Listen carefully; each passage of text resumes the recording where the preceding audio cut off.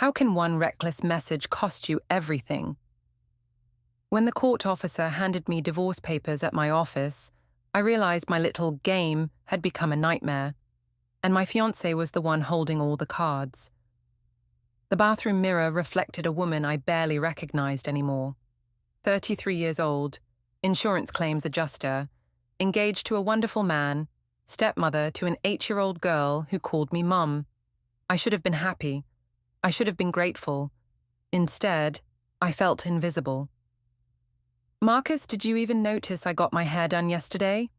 I called out from our bedroom, running my fingers through the expensive highlights I'd charged to our joint credit card. "Mm-hmm," came his distracted response from the living room. The sound of papers shuffling and his laptop clicking told me everything I needed to know. Science lesson plans were more important than his fiancée. I walked into the living room of our townhouse, wearing the new dress I'd bought specifically to get his attention. Marcus Farrell sat hunched over his laptop at our dining table, red pen in hand, grading what looked like 8th grade chemistry tests. His dark hair was getting longer, touching his collar. When had I stopped noticing things like that? "Long day?" I asked, settling onto the couch behind him. "Always is. These kids can't tell the difference between a compound and a mixture to save their lives." He didn't look up. "When's the last time we went out? Just the two of us?" "I don't know, Isola. When's the last time you weren't working late or hanging out with Sharon?" Now he did look up, and I caught something in his brown eyes. Frustration? Suspicion? "That's not fair. I work hard too. Insurance claims don't process themselves." "I know, I'm sorry." He rubbed his temples. "I'm just tired. Lily's been asking why we never eat dinner together anymore." Guilt twisted in my stomach, but I pushed it down. "She's fine. Kids are resilient." Marcus turned back to his grading, effectively dismissing me. That's when I made the decision that would destroy everything. I pulled out my phone and scrolled through my contacts until I found the name I'd been thinking about for weeks, Dylan Roach. We'd reconnected on social media a few months ago, old college acquaintance, now bartending at the Willow downtown. Handsome, charming, and most importantly, he'd been flirting with me through messages. My fingers hovered over the keyboard. Just a test, I told myself, just to see if I still had it. If someone still found me attractive, desirable, worth paying attention to. "Hey stranger," I typed. "Thinking about you tonight." The response came within minutes. "Dangerous thoughts. I like it. What's keeping you up?" I glanced at Marcus, still absorbed in his work. "Just wondering what it would be like to see you again, in person. I'm working at the Willow tomorrow night. Come by, I'll make you something special." My heart raced. This was just harmless flirting, just proving to myself that I was still attractive, still wanted. Marcus clearly didn't appreciate what he had. "Maybe I will," I typed back. "Isola?" Marcus's voice made me jump. I quickly locked my phone screen. "Yeah? I'm going to bed, don't stay up too late." He kissed the top of my head absently, the same way he'd pet a dog. No passion, no real affection, just habit. After he disappeared upstairs, I looked at my phone again. Dylan had sent another message. "I hope you do. I've been thinking about you since we reconnected. You deserve someone who notices how amazing you are." The words hit me like a drug. When was the last time Marcus had called me amazing? When was the last time he'd really looked at me, seen me? I spent the next hour texting with Dylan, each message more flirtatious than the last. He remembered details about me from college that Marcus had forgotten about our relationship. He asked about my day, my dreams, my thoughts on everything from music to philosophy. By the time I went to bed, I'd already decided I was going to the Willow tomorrow night, just for a drink, just to feel alive again. Marcus was already asleep when I slipped under the covers. He didn't stir when I settled beside him, didn't reach for me the way he used to. We were like roommates sharing a bed, not lovers planning a wedding. The next evening, I stood in front of my closet for 20 minutes, trying to decide what to wear to meet another man while my fiancé graded papers downstairs. The irony wasn't lost on me, but I pushed the guilt aside. I deserved this. I deserved to feel wanted. "I'm going out with Sharon," I called down to Marcus as I headed for the door. "Okay. Be safe," he replied without looking up. He didn't even ask where we were going or when I'd be back. The Willow Bar buzzed with Thursday night energy. Young professionals unwinding after work, couples on dates, groups of friends celebrating something or drowning their sorrows. I spotted Dylan immediately behind the bar, his blonde hair catching the warm light as he mixed drinks with practiced ease. He saw me the moment I walked in, and his face lit up with a smile that made my stomach flutter. When was the last time anyone had looked at me like that? "Isola." He said my name like it was something precious. "You came." I said maybe, I replied, sliding onto a bar stool directly in front of him. I was hoping maybe meant definitely. His green eyes sparkled with mischief. "You look incredible. That color is perfect on you." The blue dress I'd chosen suddenly felt like the right decision. "Thank you. You clean up pretty well yourself." He was wearing a black button-down with the sleeves rolled up, revealing forearms that definitely hadn't come from grading papers and attending faculty meetings. This was a man who worked with his hands, who lived in the real world instead of hiding behind lesson plans and tenure tracks. "What can I make for you? Something as beautiful and complicated as you are." I laughed. Actually laughed, for the first time in weeks. "Surprise me." As Dylan crafted something involving gin and fresh herbs, we fell into easy conversation. He asked about my job, really listened to my answers, asked follow-up questions that showed he was paying attention. When I told him about a particularly difficult insurance claim I'd handled, he looked impressed. "That's incredible. You probably saved that family's entire future." "It's just my job," I said, but I couldn't hide how good his praise felt. "No, it's more than that. You're helping people when they're at their most vulnerable. That takes real strength." My phone buzzed. "Marcus, how's girls' night? When will you be home?" I stared at the message, feeling like I was looking at it from underwater. Girls' night. He hadn't even asked which girls or where we were going. He just assumed and moved on. "Everything okay?" Dylan asked, noticing my expression. "Just my fiancé checking in." "Fiancé?" Dylan's smile faltered slightly. "Right, the teacher. We're going through a rough patch." The words spilled out before I could stop them. "We barely talk anymore.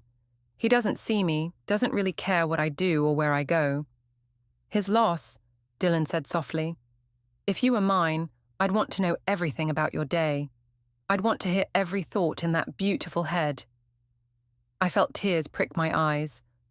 When was the last time Marcus had wanted to know anything about my thoughts? I typed back to Marcus. "Great time with Sharon. Home late. Don't wait up." The lie came so easily it scared me. "I shouldn't be here," I said, but I made no move to leave. "Why? Because you're engaged to someone who doesn't appreciate you?" Dylan leaned closer. "You deserve better, Isola. You deserve someone who lights up when you walk in the room." "It's complicated."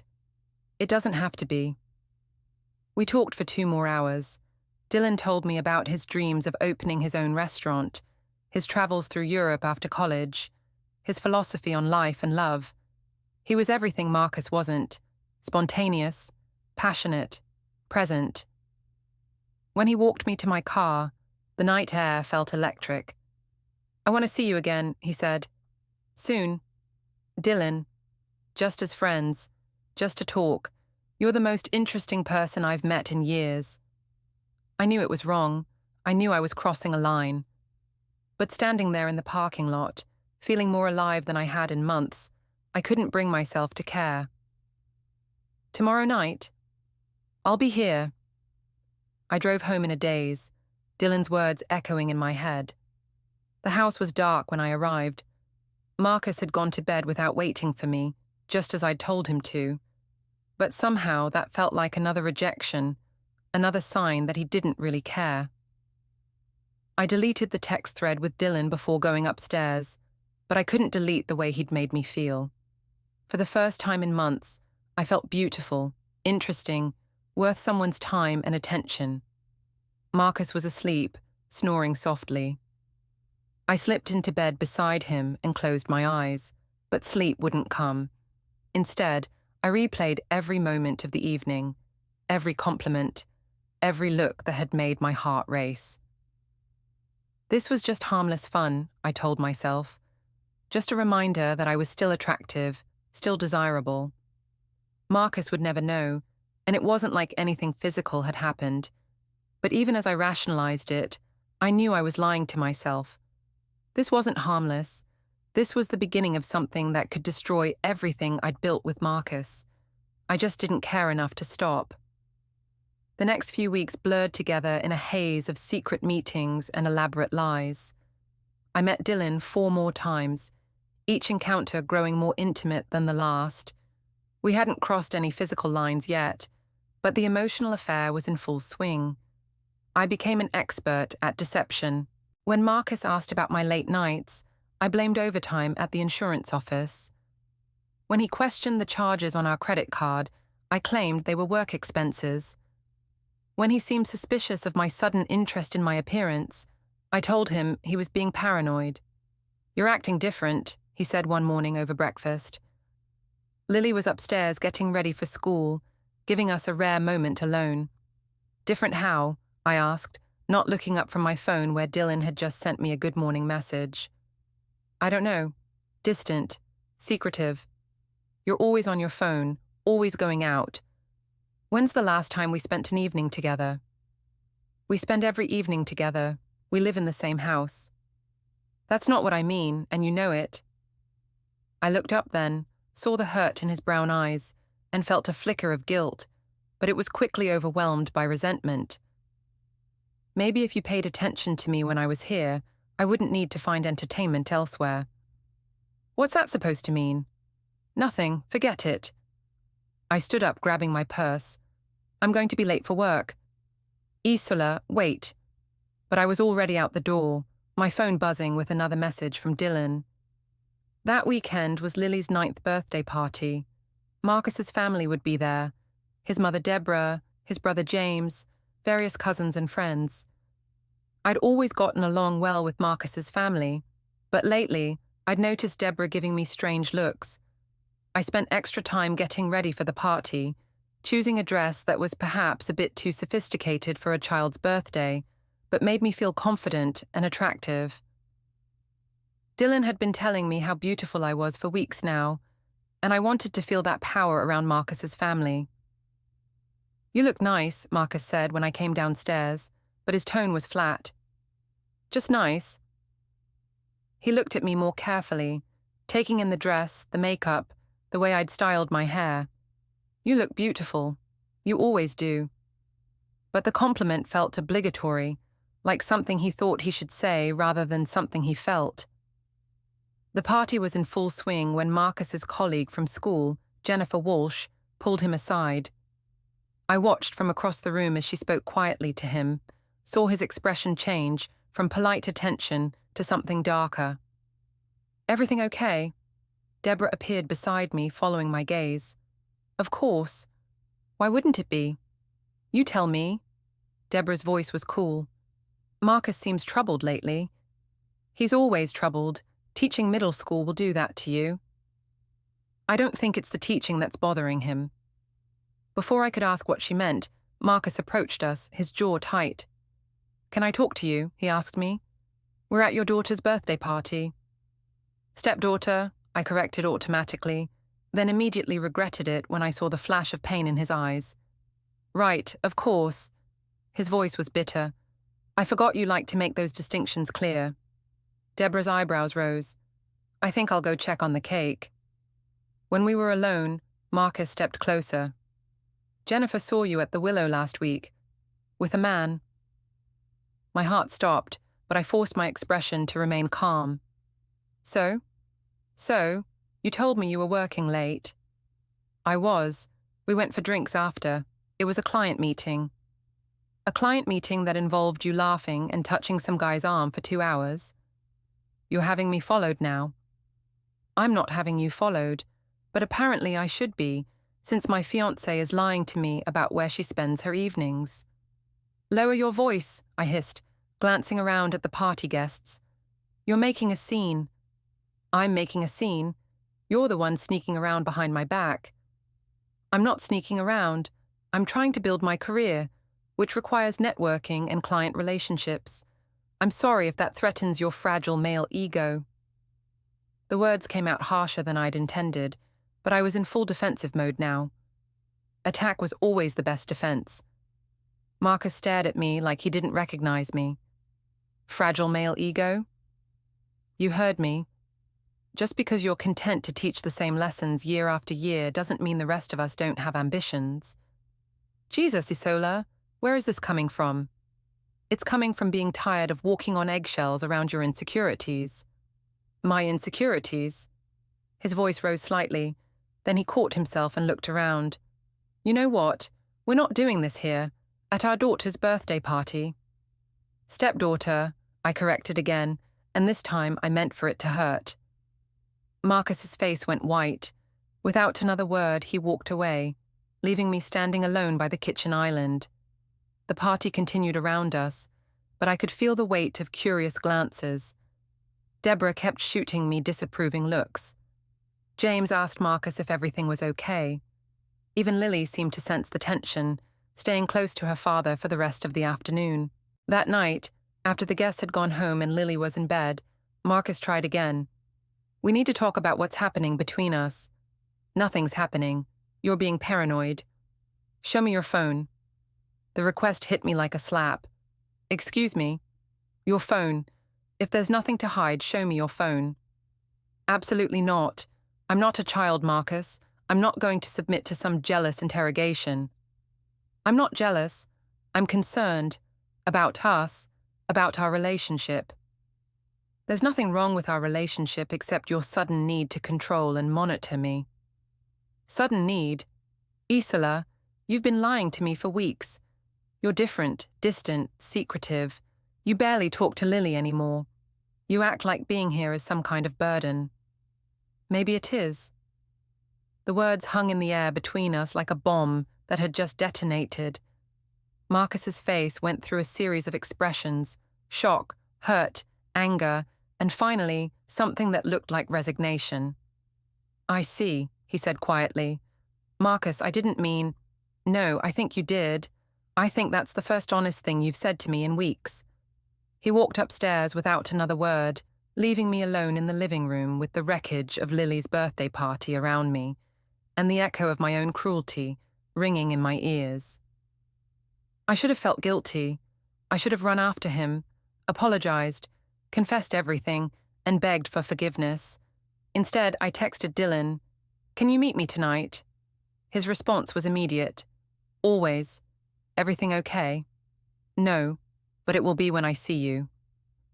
The next morning, Marcus was gone before I woke up. He'd left a note on the kitchen counter. Took Lily to my mother's for the weekend. We need space to think. I crumpled the note and threw it in the trash. Space to think was the last thing I wanted. Thinking meant confronting what I was doing, acknowledging the lies I was telling, facing the reality that I was destroying my relationship for a fantasy. Instead, I called my sister Jenna. Want to get coffee? I need to talk. Everything okay with Marcus? Just meet me at Grind Coffee in an hour.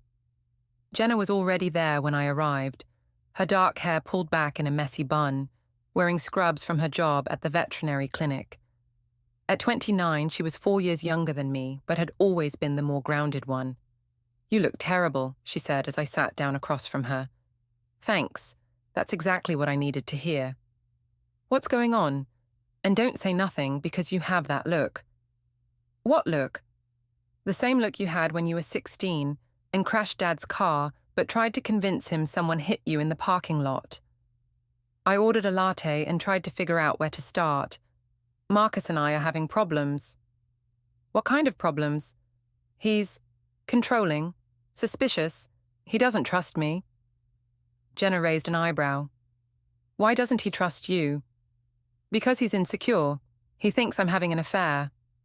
Are you? The question hit me like ice water. What kind of question is that? The obvious kind. Are you having an affair? No, I mean, not technically.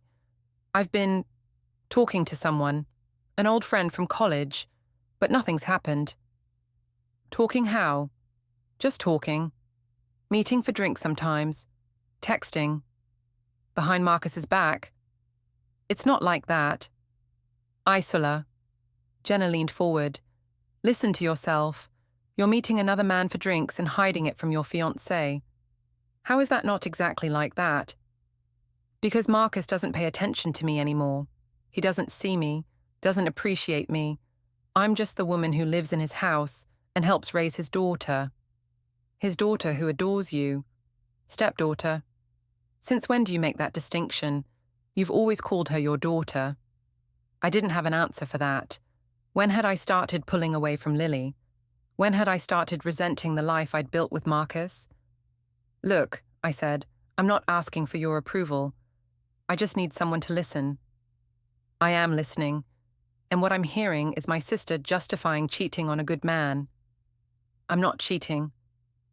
Emotional affairs are still affairs, Isola. You know that. I stood up abruptly. I should have known you'd take his side. I'm not taking anyone's side. I'm trying to help you before you destroy something good. Good? Marcus barely acknowledges I exist unless he needs something. When's the last time he took me on a date? When's the last time he told me I was beautiful without me fishing for compliments? When's the last time you made an effort with him instead of putting all your energy into another man?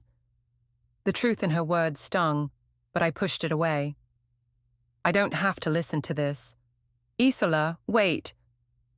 But I was already walking away, my phone buzzing with a text from Dylan asking if I wanted to meet him for lunch. I spent the afternoon with Dylan at a quiet restaurant across town, pouring out my frustrations about Marcus and my family. He listened sympathetically, told me I deserved better, validated every complaint I had. You're too good for them, he said, reaching across the table to take my hand. You're wasted on someone who can't see how incredible you are. His touch sent electricity through me. We'd been building to this moment for weeks, and sitting there with his fingers intertwined with mine, I felt like I was finally coming alive. I should go, I said, but I didn't pull my hand away. Should and want are two different things. Dylan, I'm falling for you, Isola. I know it's complicated, but I can't help it. You're all I think about. The words I'd been desperate to hear from Marcus were coming from another man's lips. The irony should have been painful, but instead, it felt like vindication. I think about you, too. Leave him. The suggestion hung between us like a dare. It's not that simple. It could be. We could be together. Really together. I thought about Marcus, probably spending the weekend trying to explain to his mother why his fiancé was acting like a stranger. I thought about Lily, confused and hurt by the tension in her home. I thought about the life I'd built, the wedding we'd been planning, the future we'd mapped out together. Then I looked at Dylan, handsome and attentive, and offering me everything I thought I wanted. I need time. Of course, but don't wait too long. Life's too short to waste on people who don't appreciate you. I drove home in a daze, Dylan's words echoing in my head. The house felt empty without Marcus and Lily, but also peaceful. No tension, no suspicious looks, no guilt. I was pouring a glass of wine when I heard a key in the front door. Marcus walked in alone, looking exhausted. Where's Lily? Still at my mother's. We need to talk. Something in his tone made my stomach drop. He looked different, resolved in a way that scared me. Okay.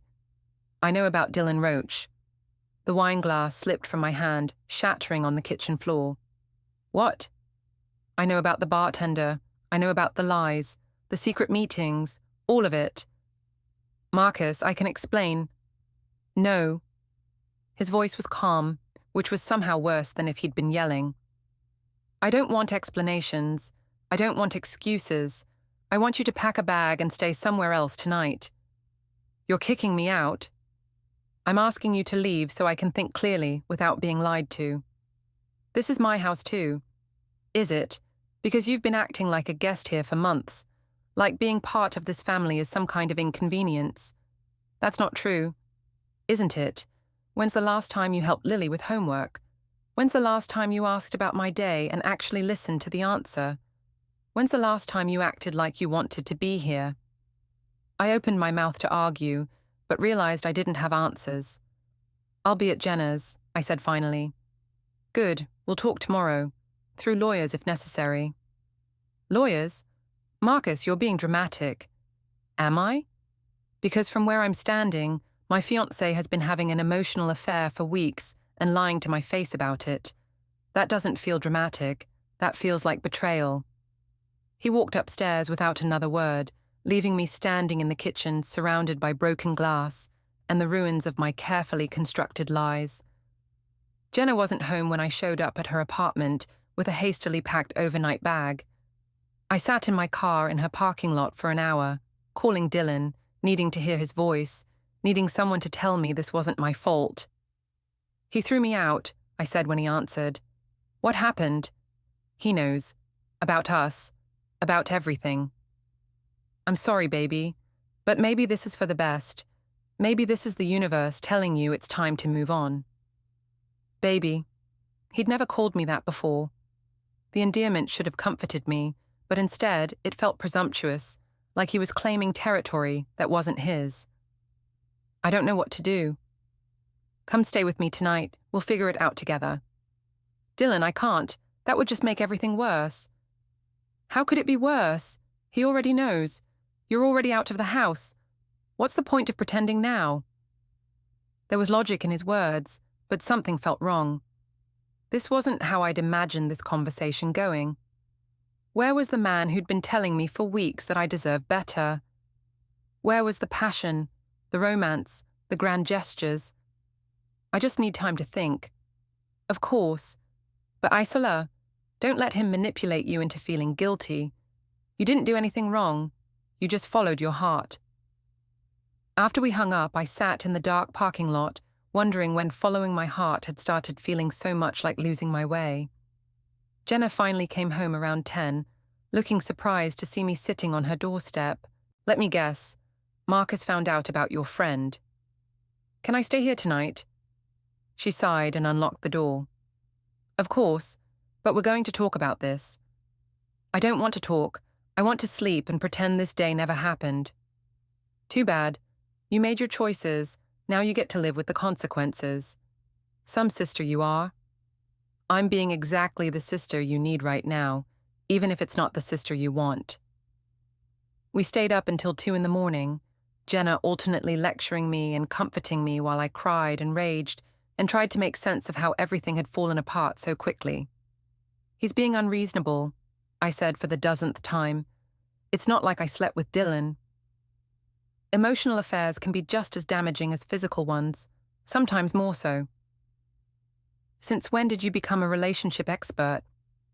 Since I watched my sister destroy a good thing for no reason I can understand. You don't understand because you've never been in a relationship that felt like it was suffocating you. Have you considered that maybe the problem isn't Marcus? Maybe the problem is that you're scared of commitment and you're sabotaging things before the wedding. The suggestion hit too close to home. That's ridiculous. Is it? Because from where I'm sitting, it looks like you picked a fight with Marcus and used it as an excuse to cheat. I didn't cheat. Keep telling yourself that. Monday morning came too soon. I'd barely slept, and I looked like hell when I arrived at the insurance office. My coworker Sharon took one look at me and whistled. Rough weekend? You could say that. I threw myself into work, processing claims and returning phone calls, trying to lose myself in the familiar routine.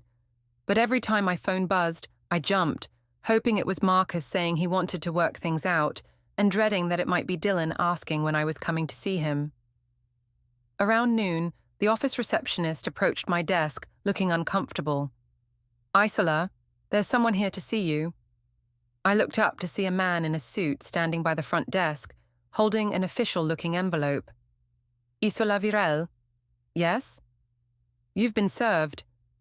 The envelope felt heavy in my hands. Around me, the office had gone quiet, my co-workers pretending to work while obviously listening to every word. "What is it?" Sharon asked. I tore open the envelope with shaking hands. Divorce papers. Marcus was filing for divorce, citing irreconcilable differences and requesting primary custody of Lily. "Oh my God," I whispered. "Isola, what's wrong?" I couldn't speak. I couldn't breathe. This was supposed to be a fight, an argument that we'd work through. This wasn't supposed to be the end. "I need to go home," I managed. "But you have the Morrison claim hearing this afternoon." "I need to go home." I grabbed my purse and practically ran out of the office, ignoring the whispers that followed me. In the parking lot, I called Marcus with shaking fingers. "We need to talk." "We can talk through our lawyers." "Marcus, please, this is insane. You're filing for divorce over a few text messages." "It's not about the text messages, Isola. It's about the lying. It's about the way you've been treating me and Lily. It's about the fact that you've checked out of this relationship completely." "That's not true." "Isn't it? When's the last time you said you loved me and meant it? When's the last time you acted like you wanted to be part of this family?" I opened my mouth to argue, but realized I couldn't remember. "I want to come home. I want to work this out." "It's too late for that." "It's not too late. We're engaged. We're supposed to get married in 4 months. We were supposed to get married, past tense. I can't marry someone I don't trust, someone who lies to me, someone who makes me feel like I'm forcing them to love me." "Marcus, I'm sorry, Isola. I really am. But this is over." The line went dead. I sat in my car in the parking lot of my office building, divorce papers scattered across my lap, and finally understood what I'd lost. I'd thrown away a man who loved me, a child who trusted me, a life that was stable and good and real, all for the fantasy of being desired by someone who barely knew me. I called Dylan, desperate for comfort, for someone to tell me this would all work out. "Hey, beautiful, how are you holding up?" "He filed for divorce." "Wow, that was fast. But maybe it's for the best. Now you're free to be with me." "Free?" I laughed bitterly. "I'm not free. I'm homeless. I'm about to lose my stepdaughter. My family thinks I'm a monster. How is that free?" "Come on, don't be so dramatic. You'll land on your feet. You always do." "Dramatic? My life is falling apart." "Your old life is falling apart. Now you can build a new one. With me." Something in his tone made me pause. "Dylan, what exactly are you offering here?" "What do you mean?" "I mean, are you asking me to move in with you? Are you talking about a future together? Or are you just expecting me to be available whenever you want company?" The silence stretched too long. "Isola, I care about you. You know that. But maybe we should take things slow. You're going through a lot right now." And there it was, the truth I'd been too infatuated to see. Dylan didn't want a relationship with me. He'd wanted the thrill of the affair, the excitement of being the other man, the ego boost of stealing someone else's fiancé. But now that I was actually available, now that I came with real complications and real needs, he was backing away. "I see. Don't be like that. We can still see each other. We just don't need to rush into anything serious." I hung up without saying goodbye. Sitting alone in my car, divorce papers in my lap, and nowhere to go home to, I finally understood the full scope of what I'd done. I hadn't just lost Marcus. I'd lost everything. The next 3 months were a blur of lawyers, mediation sessions, and the slow, humiliating process of watching my life get dissected in legal documents. Marcus had been thorough in building his case. He had phone records showing the frequency of my communication with Dylan. He had credit card statements showing charges at the Willow that corresponded with nights I'd claimed to be working late. He had testimony from co-workers who'd noticed my changed behavior, from family members who'd witnessed my increasing detachment from Lily. Most damaging of all, he had Lily's own words from her sessions with the child psychologist Marcus had wisely started taking her to when the fighting began. "She says her stepmom doesn't love her anymore," the therapist's report stated. She's confused about why Isola has become distant and irritable. She's afraid the family is breaking up and it's her fault. Reading those words felt like being stabbed in the chest.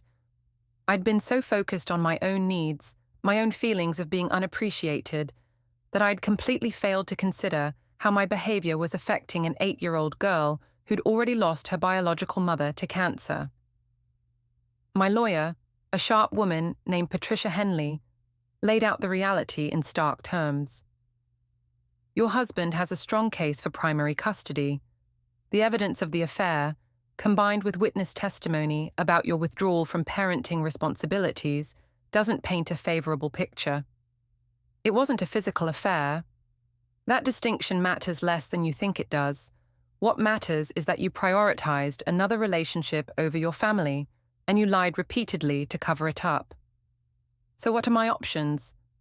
Accept his terms and hope for generous visitation rights, or fight it and risk losing access to your stepdaughter entirely. The mediation session was scheduled for a Thursday morning in November. I arrived early, hoping to catch Marcus alone, to somehow make him understand that I'd made a terrible mistake, but that it didn't have to end everything. He walked in with his lawyer, looking composed and professional in a way that reminded me why I'd fallen for him in the first place.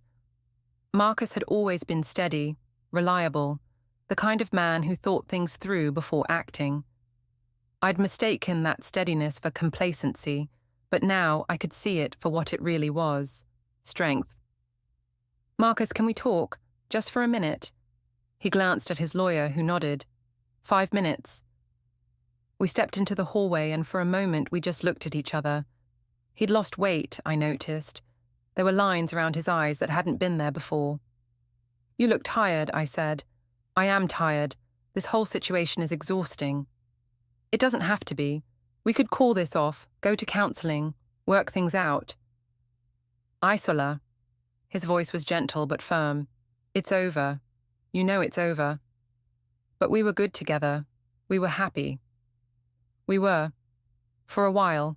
But you weren't happy at the end, and neither was I. We were just going through the motions. I made a mistake. People make mistakes. It wasn't just a mistake. It was a choice. A series of choices. You chose to start texting him.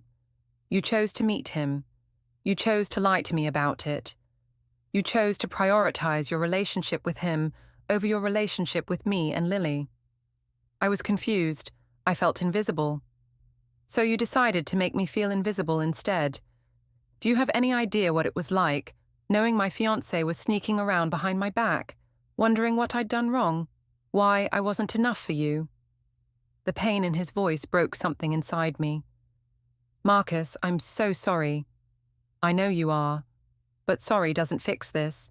Sorry doesn't give me back the trust you broke. Sorry doesn't give Lily back the security you took away from her. I want to make it right. You can't. The best thing you can do now is let us move on." "What about visitation? I want to see Lily." "That's between you and the lawyers. But Isola, if you really love her, you'll think about what's best for her, not what makes you feel better about yourself." The mediation itself was a formality. Marcus's evidence was overwhelming, his case airtight.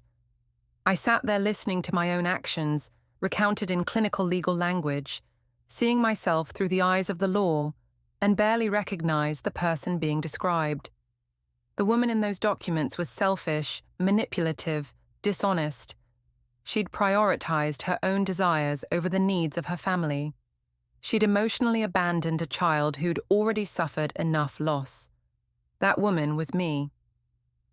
In the end, Marcus got everything he asked for: primary custody of Lily, with supervised visitation for me once a month; the house, since he needed stability for his daughter; the savings account we'd built together for our wedding, since there would be no wedding.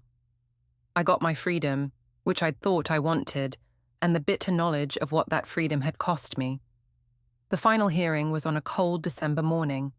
Marcus sat across the courtroom with his mother, both of them looking relieved when the judge signed the final decree. I sat alone, having burned bridges with most of my family and friends. Jenna had come, though. She sat behind me, a silent show of support, even though she'd made it clear she thought I'd brought this on myself. The marriage between Marcus Varel and Isola Varel is hereby dissolved, the judge announced. Custody arrangements as outlined in the agreement will take effect immediately. Just like that, it was over. 3 years of relationship, an engagement, a family, a future, all of it erased by a few words from a judge who'd never met us when we were happy. Outside the courthouse, Marcus approached me one last time. For what it's worth, I hope you find what you're looking for. I thought I had found it. With you. No, you didn't. If you had, you wouldn't have gone looking somewhere else. He walked away without looking back, his mother's arm linked through his, and I understood that this was really goodbye. Not just to our marriage, but to the life I'd built and destroyed through my own selfishness. I never saw Dylan again after that phone call in the parking lot. I heard through mutual friends that he'd moved to another city, taken a job managing a restaurant. He'd gotten what he wanted from me, the thrill of the chase, the ego boost of the conquest, and then moved on to the next challenge. I'd thrown away a real relationship for a fantasy, and now I had neither. 6 months later, I ran into Marcus and Lily at the grocery store. Lily had grown taller, her hair longer. She looked happy and healthy, and when she saw me, she gave me a polite smile that broke my heart. "Hi, Isola." "Hi, sweetheart. How are you?" "Good. Dad and I are making dinner for Grandma Deborah. It's her birthday." "That sounds nice." Marcus appeared behind her, protective and wary. "Lily, go pick out a card for Grandma." When she was out of earshot, he looked at me with something that might have been pity. "She's doing well. The therapy helped. She understands that the divorce wasn't her fault." "Good. That's good. She asks about you sometimes. What do you tell her?" "That you're figuring out how to be happy." "Am I? I don't know, are you?" I looked at this man I'd loved and betrayed, at the child who'd called me mom until I made her feel unwanted, at the life I could have had if I'd been grateful for what I had, instead of chasing what I thought I deserved. "I'm trying to be. That's all any of us can do." He walked away to find Lily, and I finished my shopping alone, just like I did everything else now. I'd wanted to see if I still had game while engaged. I'd wanted to prove I was still attractive, still desirable, still worth pursuing. I'd proven all of those things, and in the process, I'd lost the love of my life forever. Standing in that grocery store, watching the family I'd destroyed walk away from me, I finally understood the true cost of my vanity. I'd traded everything real for something fake, everything lasting for something fleeting, everything that mattered for the temporary high of being wanted by someone who didn't really know me. The game was over, and I had lost everything that ever mattered.